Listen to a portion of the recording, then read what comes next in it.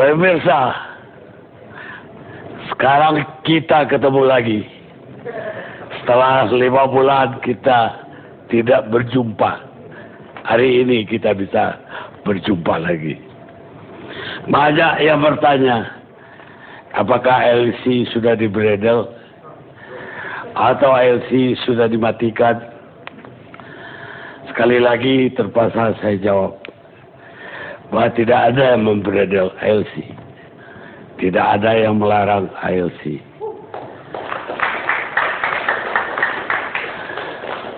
Tapi suasana yang terjadi menjelang pilkada yang lalu, bagi saya sungguh itu agak mencekam. Saya khawatir bangsa ini akan terpecah. Karena itu dengan kesadaran saya liburkan ILC agar debat yang mungkin muncul di ILC bisa ditiadakan. Dan karena ILC juga terlalu menjadi barometer untuk politik Indonesia. Setelah pilkada berlangsung, saya bersyukur ke Tuhan, alhamdulillah tidak ada satu insiden yang berarti yang terjadi. Dan bangsa ini sekali lagi teruji berdemokrasi setelah reformasi. Dan melaluinya dengan aman. Dan hari ini saya muncul dengan merajut Jakarta kembali. Karena bagaimanapun ada luka-luka yang tidak terlihat di antara para pendukung paslon-paslon yang bertanding di pilkada. Sesungguhnya semua manusia tidak ada yang lahir membawa perasaan benci atas nama, etnis, warna kulit, agama, dan sebagainya. Dengan belajarlah manusia punya perasaan benci. Tapi sekaligus dengan belajar perasaan benci, manusia juga mempelajari perasaan cinta. Dan cinta itulah secara natural yang paling dominan di hati kita. Kata Nelson Mandela. Kita akan mulai diskusi malam ini. Sebelumnya, propisia dulu untuk teman lama saya undang kembali dalam acara pertama ini setelah Lebaran, Sujiwo Tejo, dengan penampilan berjudul Mari Tak Menghafal Pancasila. Malam ini yang tidak hanya muncul Sujiwo Tejo, tapi juga dengan pasangan-pasangan barunya, yaitu Tia Subiakto dan Safina Nadisa.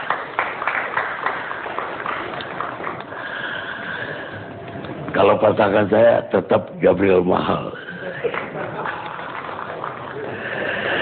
Pertama-tama tentu kita harus ucapkan selamat dulu untuk gubernur dan wakil gubernur terpilih, Pak Anies Baswedan dan Sandiaga Uno. Selamat atas kemenangan dari pasangan ini kemarin. Sebagai pemenang tentu saya ingin bertanya sama Mas Anies dulu lah.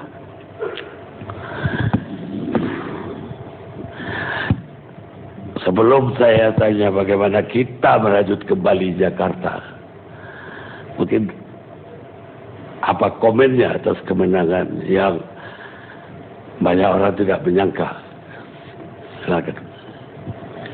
Terima kasih Bang Karni dan Bapak-Bapak, Ibu, teman-teman semua. Memang kalau ditanya mengenai komentar atas apa yang hasil tanggal 19 April kemarin, kami lihat ini memang sebuah kerja besar yang melibatkan begitu banyak orang, yang sebagian terlihat, sebagian besar malah tidak terlihat. Dan di masa-masa akhir memang banyak survei yang memprediksi ketat, meskipun ada juga yang memprediksi angka selisihnya cukup besar. Cuman kalau kita dengar itu rasanya seperti too good to be true. Jadi lebih percaya yang ketat daripada yang selisihnya besar. Dan kita merasa bahwa ini bukan saja, kita selalu menyebut ini ikhtiar kita, ini juga doa begitu banyak orang. Dan kami selalu mengatakan bahwa pada akhirnya takdirnya sudah ada. Kita bagian bekerja, bagian berdoa, dan Allah Subhanahu wa Ta'ala yang menetapkan semuanya. Kita bagian menjalani, dan kita mengatakan bahwa mudah-mudahan kita diberikan kekuatan untuk bisa menjalankan amanat ini dengan sebaik-baiknya. Itu aja. Baik, Mas Adis, tapi banyak orang ya mungkin bermula dari isu, tapi belakangan menjadi kekhawatiran. Kalau Anies dan Sandi jadi gubernur, Anies itu alirannya itu Syiah. Ini kelompok Islam justru khawatir. Jadi saya ingin tahu dari Mas Adis, klarifikasinya gimana? Ya, jadi ini memang selama pilkada ini kita panen fitnah. Sampai akhirnya kita memutuskan membuat sebuah website yang kita beri nama fitnahlagi.com, di mana kita tuliskan semua fitnah yang dikirimkan pada kami, Anies dan Sandi, dan kami tidak mau cengeng. Yang saya ngerti nggak mau berkeluh kesah. Kalau pilkada ada fitnahnya biasalah gitu. Kompetisi ada fitnah biasa aja. Kita tunjukkan aja. Nah, salah satunya adalah fitnah mengenai Syiah. Dan kita selalu tegaskan bahwa saya adalah seorang Muslim, saya adalah seorang Indonesia, dan saya menganut Ahlus Sunnah wal Jamaah. Dan itu jawabannya. Dan alhamdulillah ketika kita jelaskan ini kepada masyarakat, para alim ulama juga membantu menjelaskan, isu ini tidak menjadi masalah kemudian, alhamdulillah.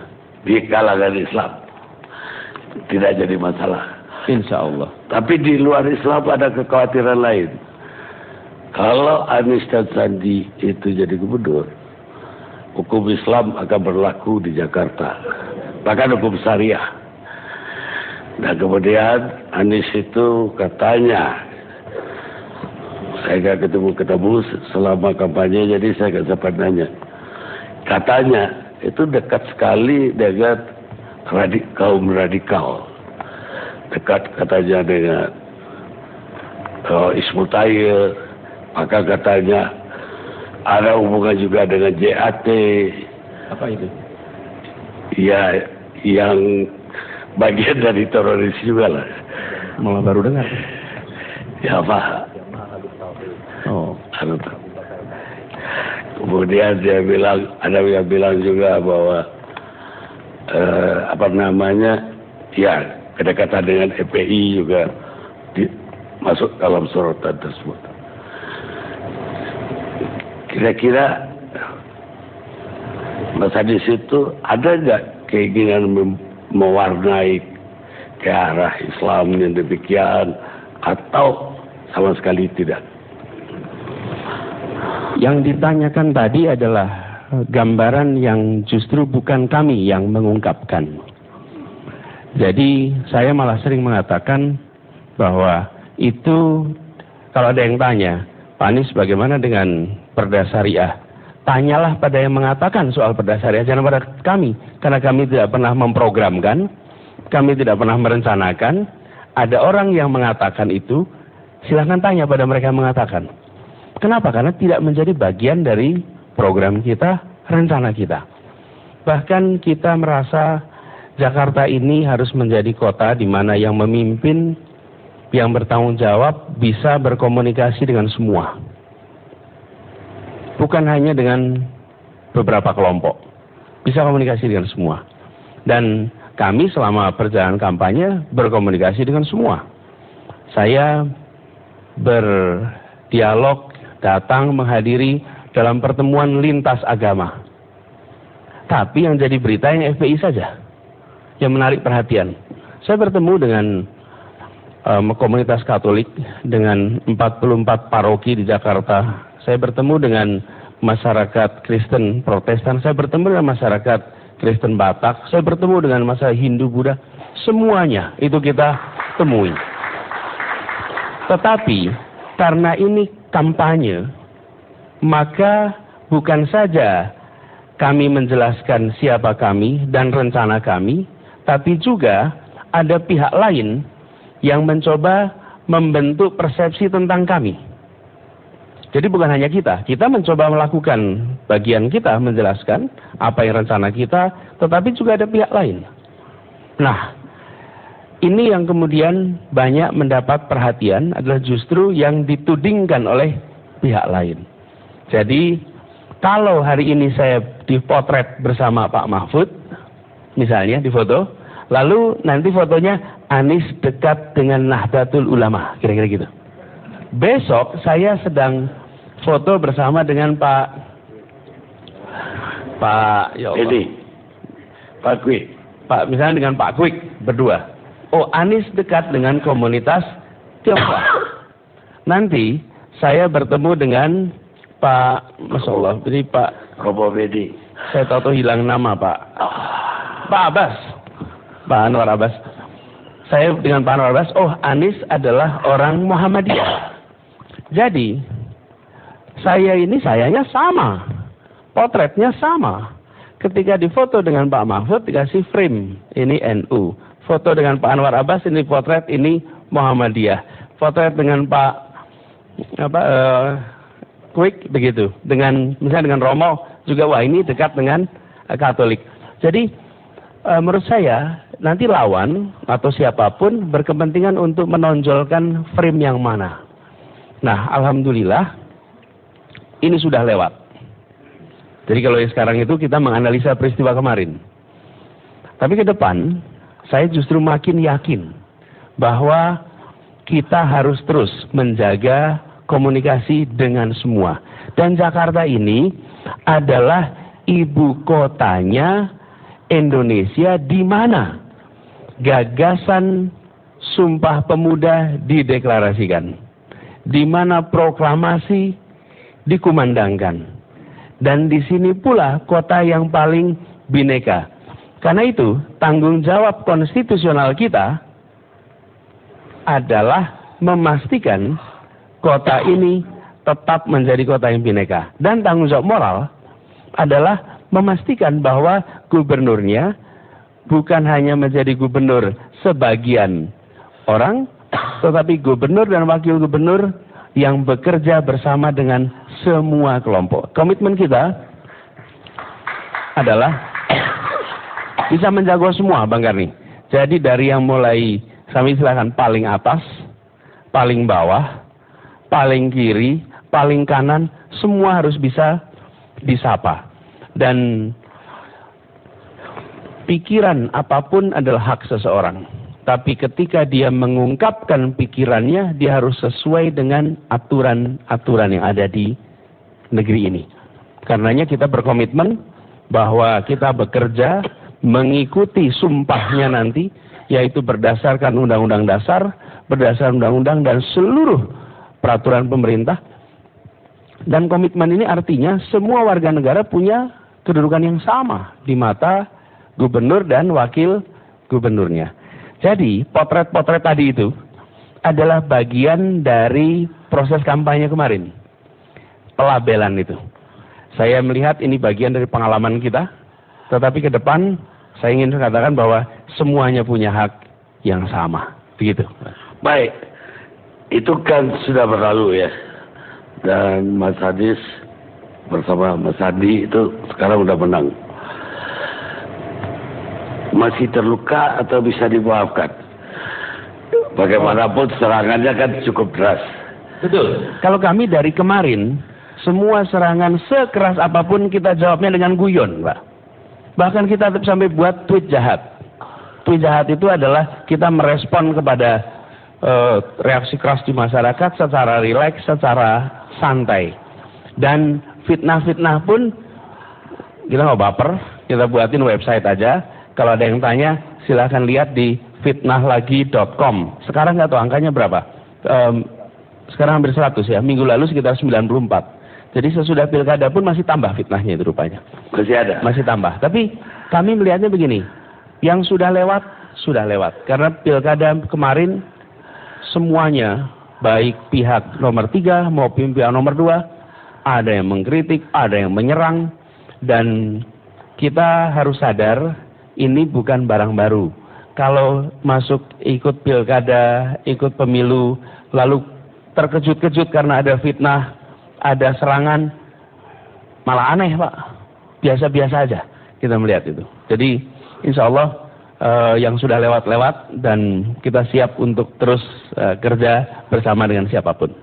Bisa nggak saya dapat jaminan bahwa Mas Hadis itu dalam tugasnya ke depan benar-benar tidak menguntungkan yang kelompok yang mendukung Mas Anies dan tidak merugikan kelompok yang kemarin melawan Mas Anies? Saya tidak melihatnya dalam konteks menguntungkan atau merugikan. Kami komitmennya adalah bekerja untuk menghadirkan keadilan di Jakarta. Dan kita merasakan memang ada ketimpangan. Tadi siang, Bang Gani, kami dengan teman-teman media itu selamatan lah gitu. Kumpul-kumpul, tasakuran. Teman-teman media itu cerita, Mas. Kan saling komentar ya, saling pegang mikrofon ngomong. Teman-teman wartawan cerita.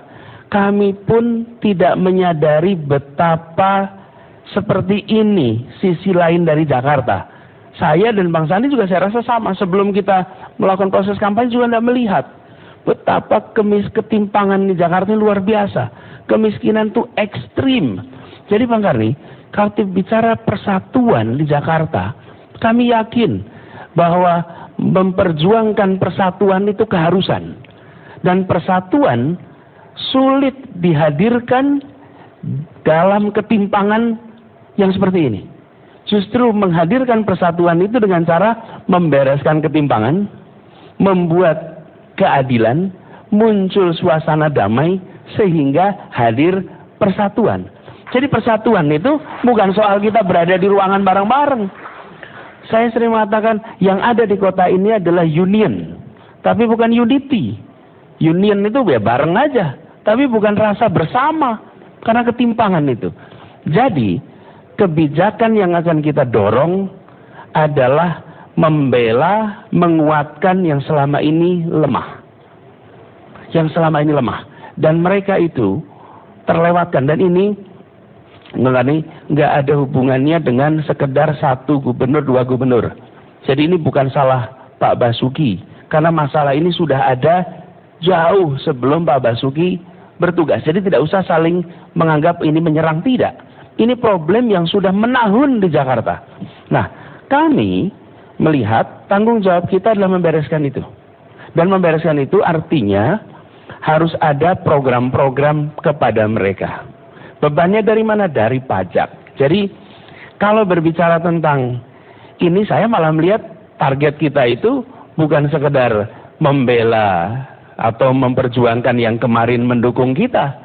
Yang tidak mendukung pun, kalau mereka dalam posisi hari ini dirugikan, hari ini mereka tidak mendapatkan kesejahteraan, keadilan, itu pun kita perjuangkan. Jadi kita malah ingin memperjuangkan semuanya. Dan Bang Ani terus terang bagi saya pribadi juga jalan ke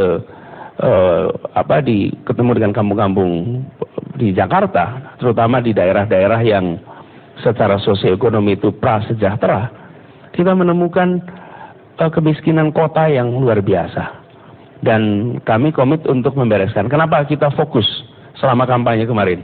Lapangan pekerjaan, pendidikan berkualitas hingga tuntas. Yang ketiga tentang biaya hidup. Karena kami melihat ini instrumen untuk membereskan ketimpangan. Ketimpangan ini beres, maka kita bisa berharap untuk muncul rasa keadilan, ada perasaan kesetaraan, lalu ada perasaan damai dan persatuan dibangun. Nah, lintas identitas, lintas etnik, agama dan lain-lain itu dibangun dengan interaksi. Karena itu kami merencanakan program yang dibangun itu bukan sekedar pemerintah bekerja atau dana CSR didatangkan, tetapi yang kita ingin lakukan adalah membangun interaksi antar warga di Jakarta. Karena interaksi antar warga sekarang ini tidak terbangun. Jadi mereka yang bekerja dengan yang sudah bekerja mapan dengan mereka yang miskin, interaksinya minim.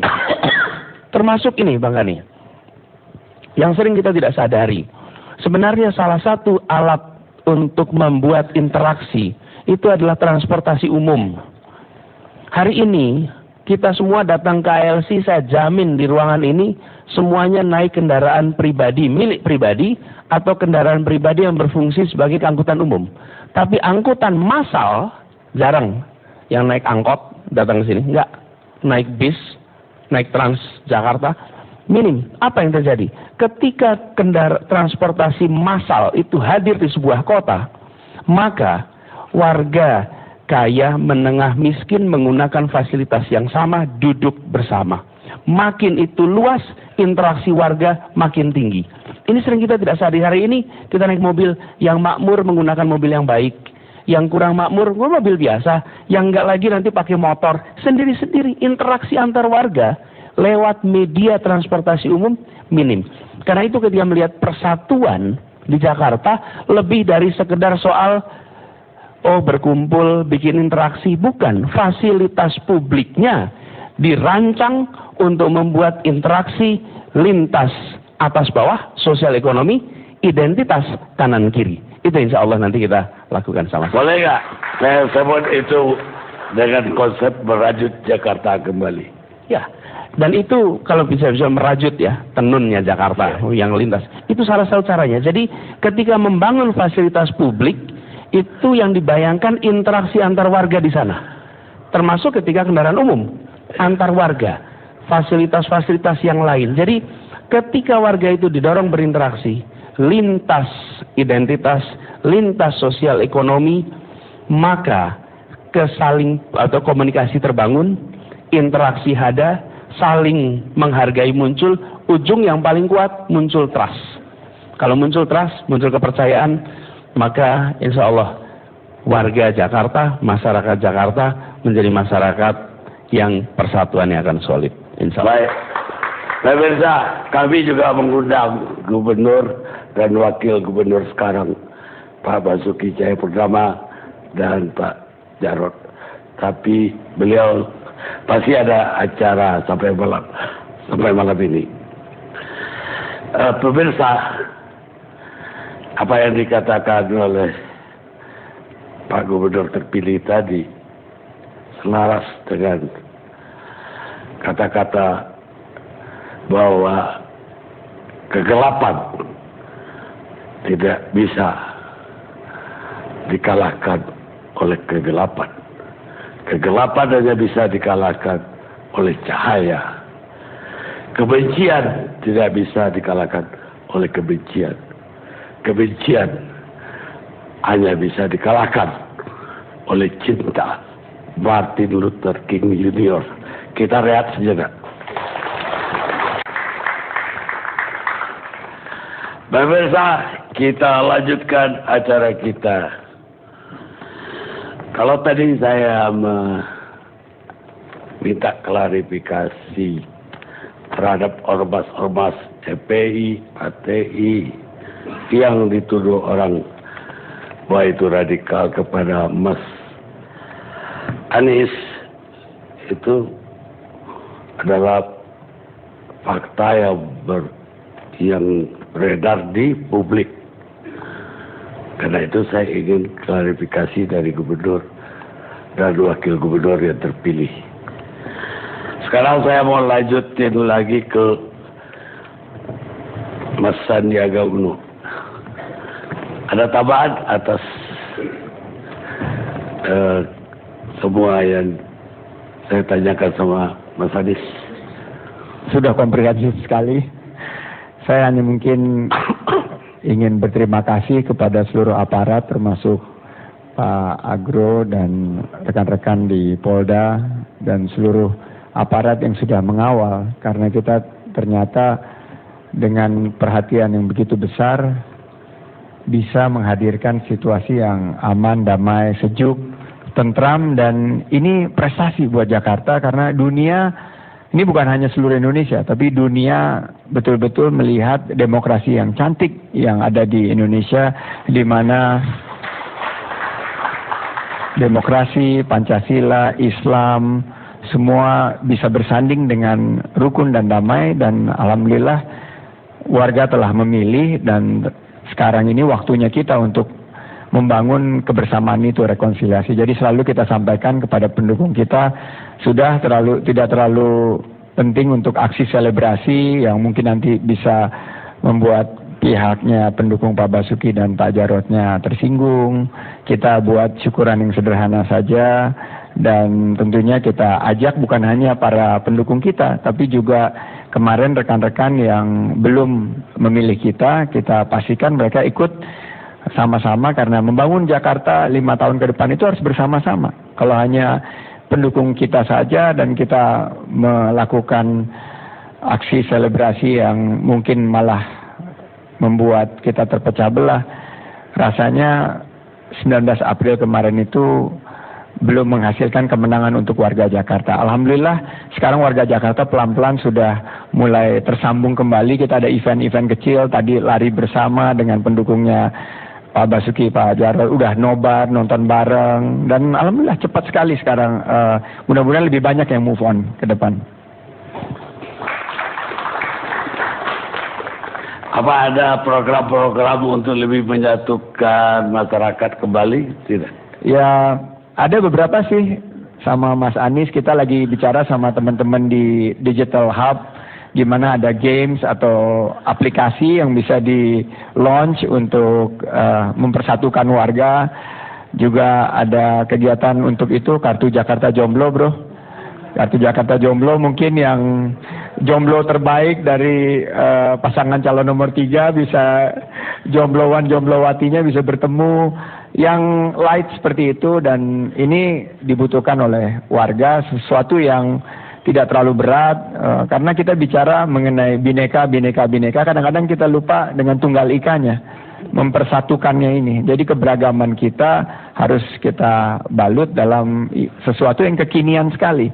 Jadi ini anak-anak muda, kita coba challenge mereka, kita ajak mereka, ayo bikin kegiatan-kegiatan event, olahraga, futsal, atau kegiatan kesenian yang mudah-mudahan membantu melupakan periode sebelum ini, sehingga kita bisa move on, kita bisa rajut kembali Jakarta kita yang tercinta ini. Mungkin perlu Mas Adi terjemahkan tuh. Pak Kwik, saya kira nggak tahu tuh apa jomblo. Om, panggilnya Om. Jomblo itu the most eligible bachelor gitu, dan bachelorette. Jadi yang single lah Om. Jadi acara kalau buat Om tuh kayak dansa-dansa gitu loh Om. Nah, ini Pak Kwik nih jago dansa nih. Hah? Jago dansa. Iya, tapi istilah jomblo dia nggak tahu. Apalagi Pak Edi dalam raya. Zaman beliau belum ada kata. Belum ada jomblo kali Om Edi ya. Tapi ya kita ini sekarang banyaknya pemilih pemula juga, dan di medsos itu sekarang ya walaupun masih ada yang saling sindir, saling baper, saya memantau digital conversations atau percakapan di medsos sudah mulai jauh membaik. Mudah-mudahan ini yang menjadi awal dari merajut kembali Jakarta yang menjadi tema malam ini ILC. Baik, saya sekarang ingin